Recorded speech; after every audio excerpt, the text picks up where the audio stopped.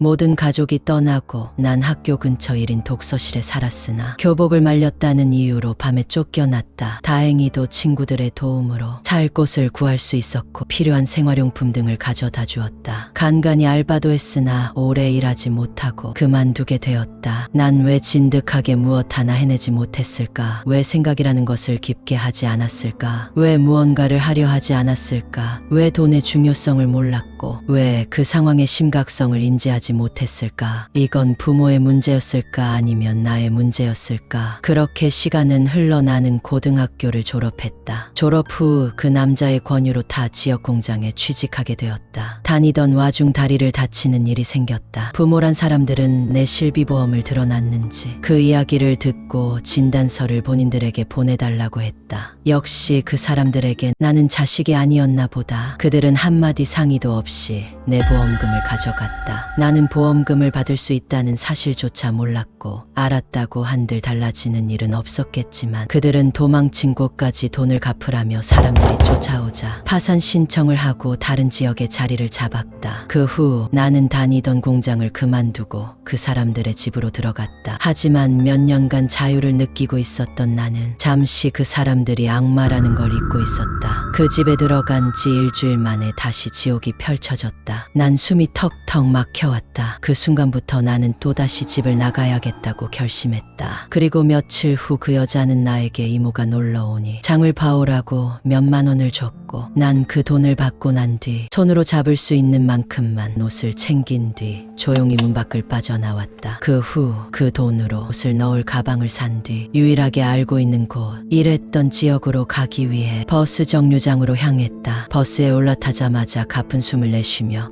의자에 몸을 기댔다. 그러던 중 전화가 울렸다. 가슴이 미친 듯이 뛰기 시작했다. 전화를 받아야 할지 망설였다. 하지만 마지막일지도 모른다는 생각에 통화 버튼을 눌렀다. 그 여자의 목소리가 가슴 깊숙이 날카롭게 찔러 들어왔다. 처음은 욕으로, 두 번째는 하소연을, 세 번째는 연을 끊자는. 난 묵묵히 듣고 말을 했다. 이대로 가다간 내가 미쳐버릴 것 같다고. 난 돌아가지 않겠다 하고 전화를 끊었다.